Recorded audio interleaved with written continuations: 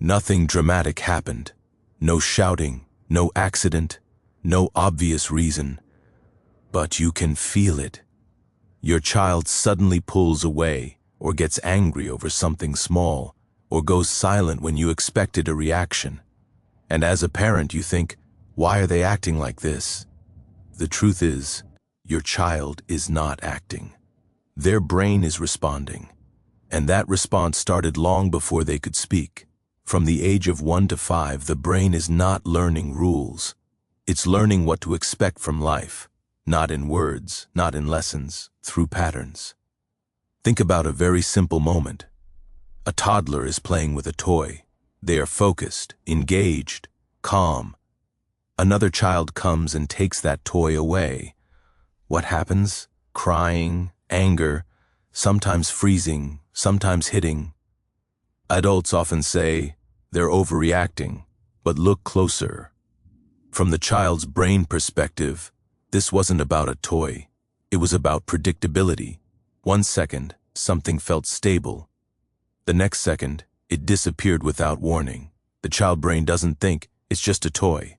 It thinks something important vanished suddenly. That reaction makes sense, because the early brain's job is not to be polite. It is to notice change quickly. Between ages 1 and 5, the brain is still under construction. The part of the brain that explains things, reasons, and calms emotions, the part adults rely on, barely works yet. So when something happens, the child brain doesn't analyze it, it reacts. This reaction happens in a deep part of the brain that existed long before language. This part decides one thing only. Is this safe, or do I need to protect? And it decides fast. Imagine a child learning to walk. They fall. What do? They don't look at their knee first. They look at your face. They're not checking pain. They're checking meaning. Your expression tells their brain everything. If you look calm, their body relaxes. If you panic, their fear increases. This is how the early brain learns regulation. It borrows it. A child cannot calm themselves yet. They use the adult nervous system as a guide. This happens thousands of times a day, and the brain remembers the pattern.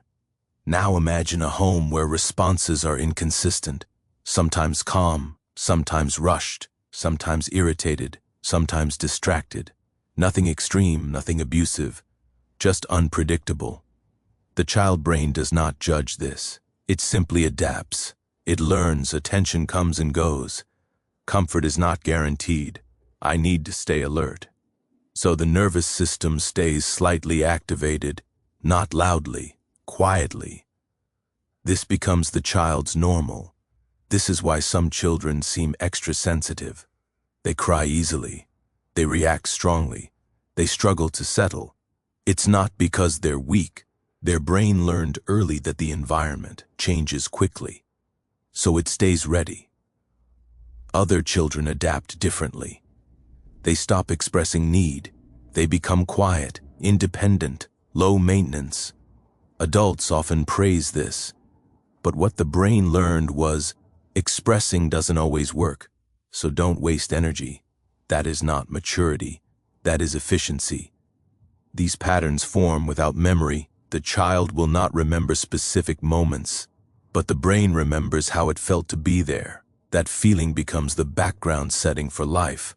Now let's talk about stress, because stress doesn't require trauma.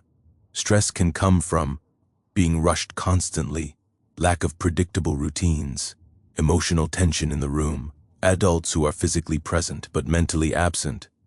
The child brain doesn't need explanations. It senses tone, pace, and energy. And when stress shows up often enough, the brain adjusts. Stress hormones become familiar. Calm becomes unfamiliar. This is why some children struggle to relax even when nothing is wrong. Their brain learned that calm doesn't at last. Now fast forward many years, that child becomes an adult. They're capable, functional, responsible, but sometimes they feel emotionally flat, or restless, or reactive. They don't know why. It feels irrational. It isn't. Their brain is using an old rule book. When stress appears in adult life, deadlines, relationships, uncertainty, the deep brain reacts first, before logic, before explanation. The body tightens, breathing shortens, emotion narrows. This is the same system that reacted to the toy disappearing. Only now the toy is certainty. Adults often try to fix this by thinking harder. They say, I shouldn't feel this way. I need to be stronger. I just need motivation. But the early brain doesn't respond to arguments. It responds to signals, just like the child watching your face after a fall. Now let's talk about motivation, because this is where many people misunderstand themselves. Motivation does not come from willpower. It comes from a chemical signal that says, movement is worth the cost. That signal only appears when the brain sees progress, not big success, small movement. Children show this clearly. When a child feels safe, they explore, they crawl, they touch everything. They try again after falling. When a child feels unsure, exploration stops. They cling, they hesitate, they watch instead of act. That's not personality. That's safety assessment. Later in life, this looks like procrastination. You want to start something, but you don't. You think you're lazy. Your brain is saying, I don't see enough evidence that this will end well. So it saves energy. That is not failure. It is risk management. Here's where the tension begins to ease. Because once you understand this, the problem changes. You are not broken. You are running a system that learned early, and systems update through experience, not pressure. Think again about a child. When do they calm fastest? Not when you lecture, not when you threaten. When you sit near them, slow your voice, breathe steadily. Their body follows yours. That doesn't stop working in adulthood. Your nervous system still listens to the same cues. Slow breathing tells the brain, there is no emergency. Simple labeling, I'm overwhelmed instead of something is wrong with me, reduces uncertainty. Small completed actions tell the brain, movement is safe again.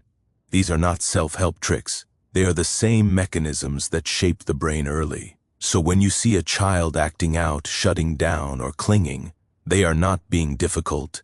They are being logical with the brain they have. And when you see yourself reacting strongly, withdrawing, or feeling numb, you are not failing. You are remembering. The child brain never leaves, but it can learn new patterns, not through force, through consistency. The most important thing to understand is this. Between ages 1 and 5, the brain is not forming personality. It is forming expectations, and expectations can change. You don't need to fix your past. You don't need to relive childhood. You don't need to become someone else. You need to show the brain, again and again, that the present is predictable, that responses come, that effort leads somewhere, that calm is allowed to last. When the brain learns that, it stops defending. And when defense drops, feeling returns, quietly, naturally, without forcing happiness. Not because life became perfect, but because the brain finally understood. It doesn't need to stay on guard anymore.